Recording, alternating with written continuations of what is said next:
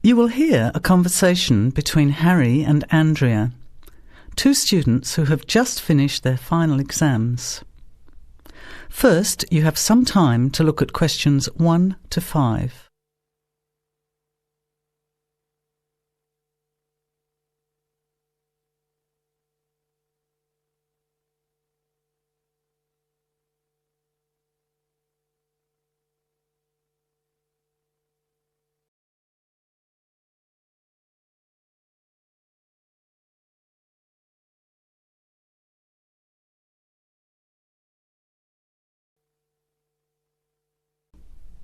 You will not hear the recording a second time. Listen carefully to the conversation and answer questions 1 to 5. Hi, Andrea. How are you feeling now that exams are over? It's fantastic to have finished, isn't it? And to sleep in every morning. What about you? Well, I've been catching up on sleep too, but I've got a lot to do before I leave for England. Perhaps you could give me some advice. I've got a lot of things I can't possibly take back with me, but I don't know what to do with them. Well, it depends on what sort of things they are and whether you're thinking of giving them away or selling them. Well, almost everything. Furniture, the fridge and other kitchen stuff that I bought from the previous tenant. But the new people have already got what they need, so they're not interested in buying stuff from me. I can't afford to give it away, but I'm not sure how to sell it all. Oh, and there are some clothes and books as well. Why can't you take them? The books are really heavy. It's so expensive if you exceed the airline baggage allowance. And the clothes just won't all fit in my suitcase. It's amazing how much stuff I've accumulated since I've been here. Anyway, I don't think I'll need as many summer clothes in England as I have here in Australia. I see. Well, there are several alternatives. First of all, you could put up notices around the university about the books. You know, on the notice boards in the Student Union building and in the economics department. Anywhere second and third year students will see them. People are always keen to buy cheap textbooks. OK, what should I say on the notices? Just put the titles, authors and price you want, your name of course, and maybe put your phone number on those little tear-off tags. That's a good idea. And what about the furniture? You could try doing the same thing, but usually students are away all summer, so they don't want to buy furniture now. Another place to try might be a second-hand shop. Someone from the shop will usually come around and give you a free quote, and then you can decide. But you don't usually get much money for that sort of stuff. Before you hear the rest of the conversation, you have some time to look at questions 6 to 10.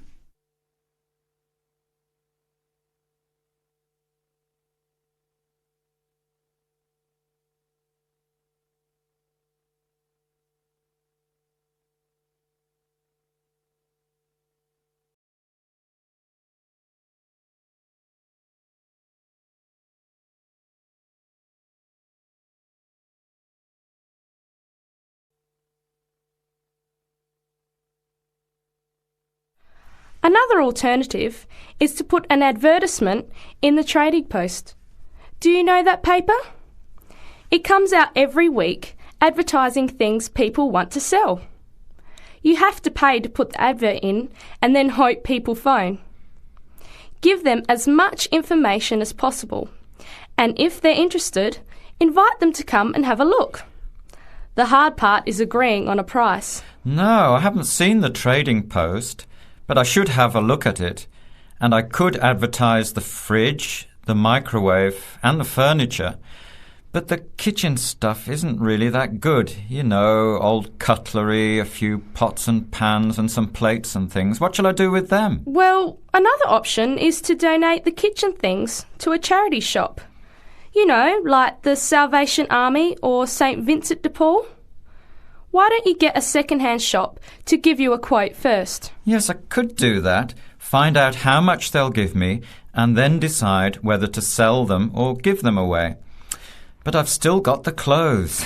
A charity shop will take them too, as long as they're in good condition. And even though you don't get any money, at least you know that someone who really deserves some help has benefited. That's a good point. I'll advertise the expensive stuff, the furniture, and donate the clothes and kitchen stuff. Let's go and buy a trading post and you can help me write the advert. Well, actually, I'm interested in buying the fridge and the microwave, depending on the price, of course. OK, let's see how good you are at bargaining. That is the end of part 1. You now have half a minute to check your answers.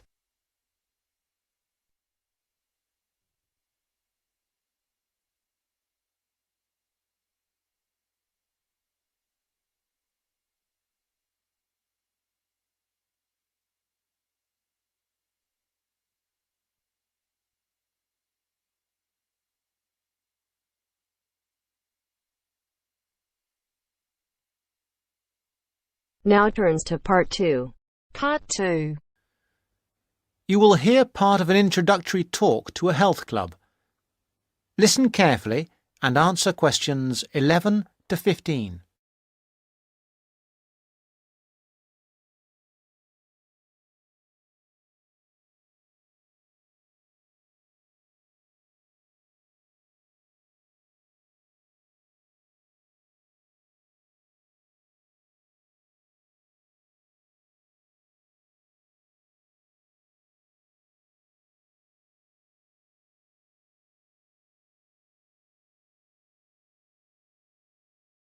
Good morning, everybody. I'd like to welcome you to Rose's Health Club, which is part of the nationwide Rose Group of Health and Fitness Centres. Today, I hope to tell you everything about the Glenfield Centre and the facilities it offers. First, have a look at the map of the centre I have put up here. There's a copy of it in your information packs. As you can see, we have a range of facilities. We are here at the meeting point, next to the reception desk. If you get lost, which is unlikely, make your way here. The main feature of the health club is, of course, the swimming pool. This is a 25-metre pool divided into 3 or 4 lanes. Access to the pool is normally through the changing rooms for obvious reasons. To get to these, bear left as you come through reception, and as you follow the corridor, they are the 2 doors immediately to your right. First the female changing room, then the men's. If you follow the corridor right to the back of the building, you'll find one of our most popular features, 3 state-of-the-art squash courts. We keep them in very good condition, so if you're keen on that sport, I'm sure you'll appreciate the quality. Right then, I'm sure what many of you are thinking of joining for is access to the gym facilities and activities like yoga. We've got lots of space for this, and these are all situated on the left-hand side of the main corridor, opposite the changing rooms and squash courts. At the far end, you'll find the fixed and free weights room. There are lots of fixed weights machines, and you'll also find exercise bikes and rowing machines. Next to that, directly opposite the changing rooms, there's access to our sports hall. This is where yoga classes, martial arts, circuit training and other classes take place. We even have badminton and table tennis sometimes. OK, moving on from the sports, there are 2 other things to point out. One is a small door next to reception to the left as you come in. This takes you into the staff training room. This is important because you'll know where to find us in an emergency, and it doubles as a first aid room in those circumstances. Finally, last but not least, there is another corridor to the right as you come in, and that leads you to the cafe lounge on one side and the viewing area for the swimming pool on the other. Before you hear the rest of the talk, you have some time to look at questions 16 to 20.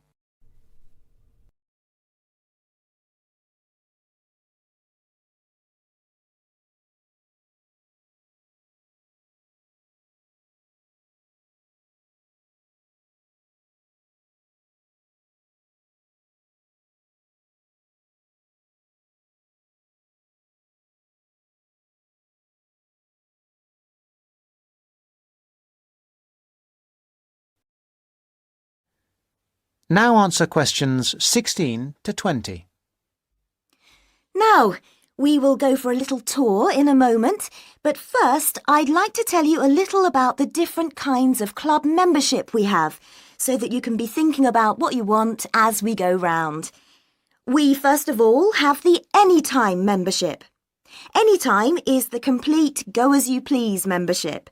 This entitles you to full use of all the facilities during all opening hours, and we're open every day from 5 a.m. till midnight. This costs £850 per year, though there are some discounts which I will tell you about in a moment. Don't forget that the Rose Group is a nationwide group, and this membership also entitles you to the full use of the group's other 250 clubs around the country. The Free Time membership is an off-peak membership.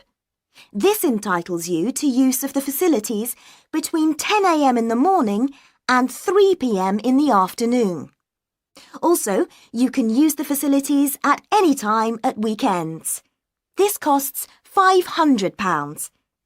Note that you will still have access to a personal trainer under this membership scheme.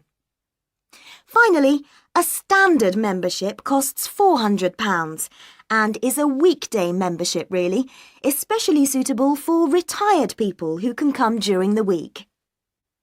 There is also a children's membership scheme. Children can join this scheme if they are between 15 and 18 years old. Please note that children of less than 15 can't come to the club without an adult, and they can't take sessions on the sunbed. Not that young people usually want to use a sunbed anyway.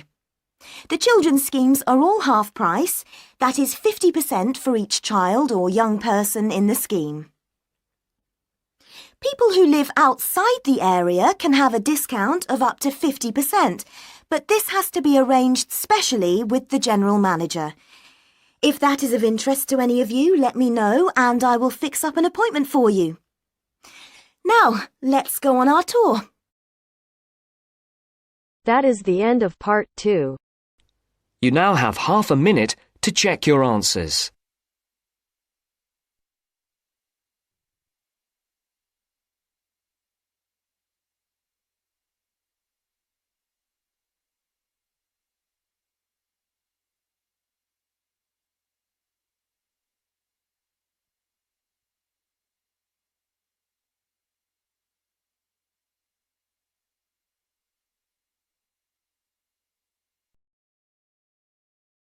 Now turns to part 3.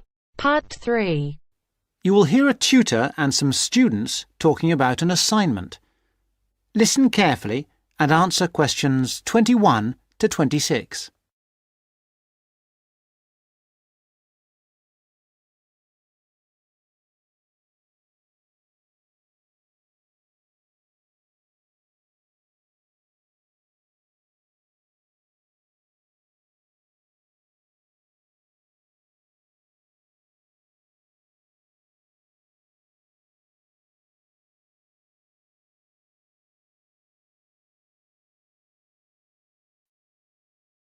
Come in. Sit down. Good to see you. Hello. Hello. Now, this assignment. The best thing we can do, I think, is to think how we can approach it. The main point is to investigate television, but not what's happened in the past. I was thinking that it would be necessary to go over the new media first and then... Yes, that's a way to make a start, but you need to do that quite briefly. But it's quite a complex topic. Yeah, I agree, but the emphasis must be on the future development of television as a cultural phenomenon. Yes. I've been reading the talk by Ashley Highfield. All right, and what do you take from that? What are the things that are competing with television? Well, to start with, there is the games console. Then there is the personal computer and the internet. Then again, the mobile phone with its capability of games and puzzles. And of course, internet access. Lastly, there is the iPod with the possibility of listening to music wherever you go. Good. You've understood that. Now, which of these presents the greatest competition for television?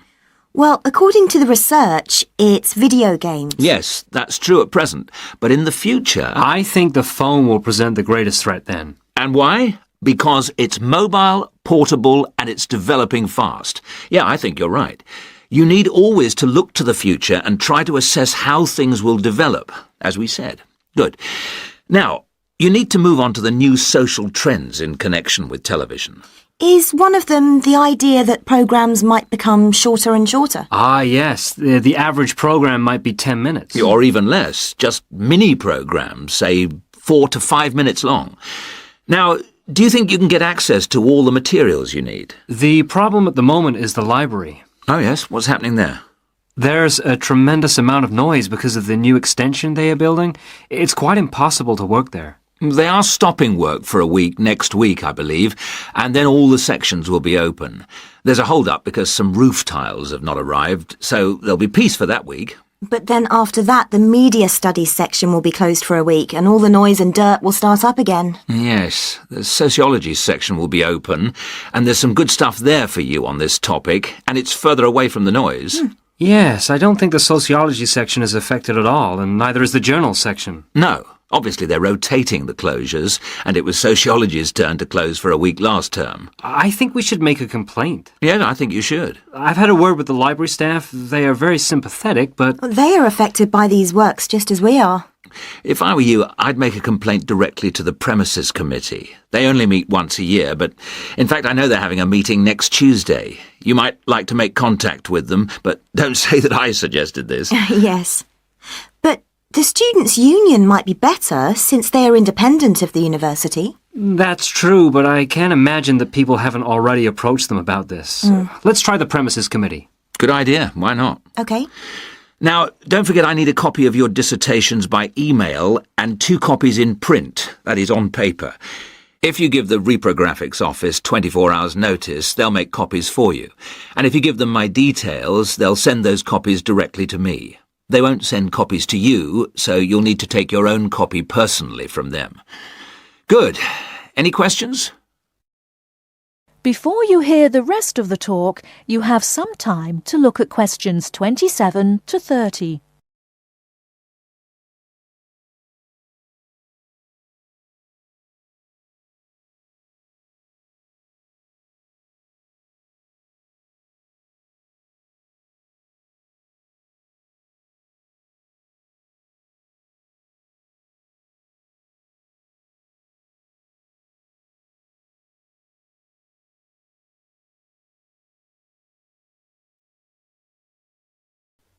Now answer questions 27 to 30. One little thing was just that I wondered whether we should actually talk about that famous website. You know the one, YouTube. Ah, I was rather hoping you hadn't overlooked that. Good point. It's mostly homemade videos.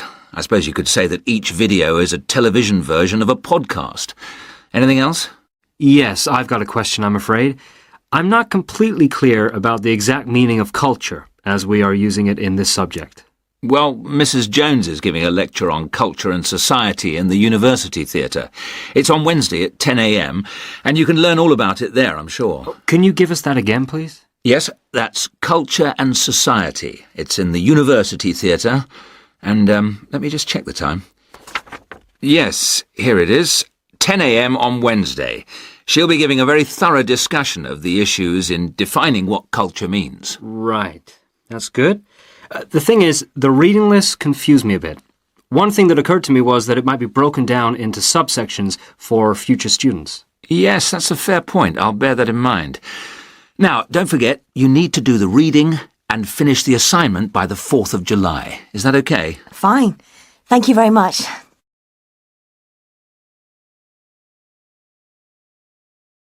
That is the end of part 3. You now have half a minute to check your answers.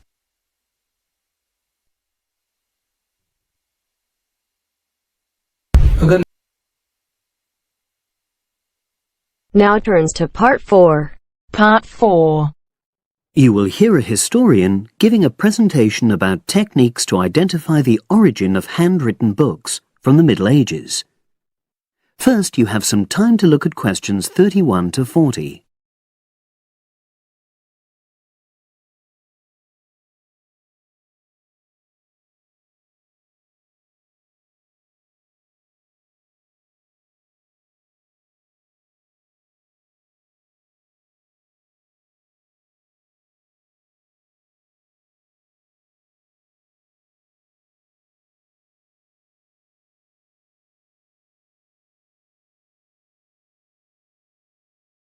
Now listen and answer questions 31 to 40.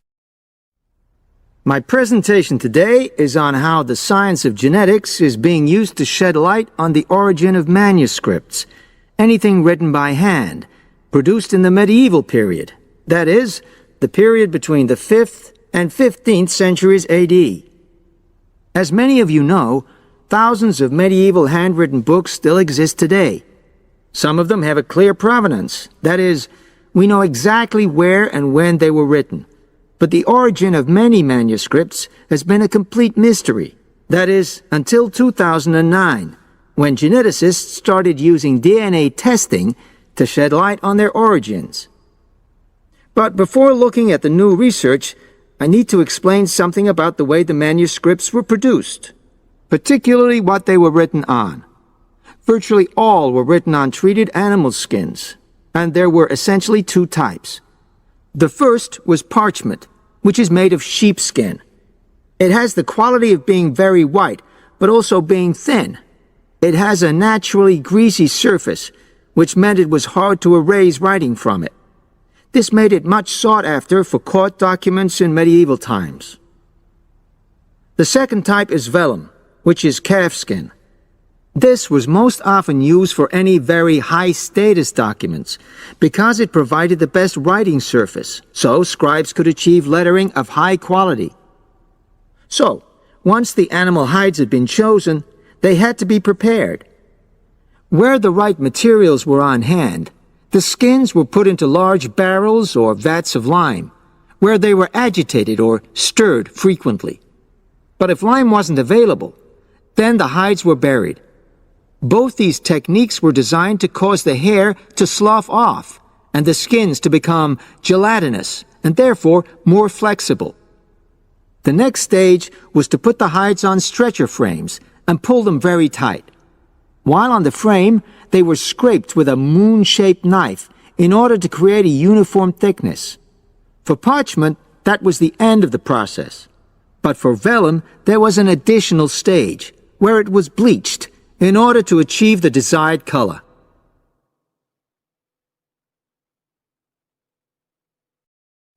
So, what does all this preparation mean for the quest to identify the origins of mystery manuscripts?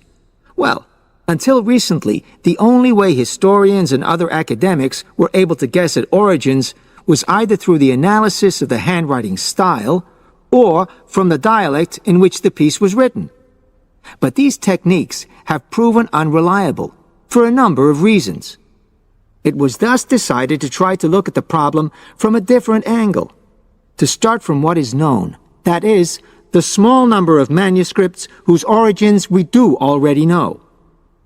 Because these parchments and vellum are both made from animal hides, it was possible to subject them to DNA testing and to identify the genetic markers for the date and location of production.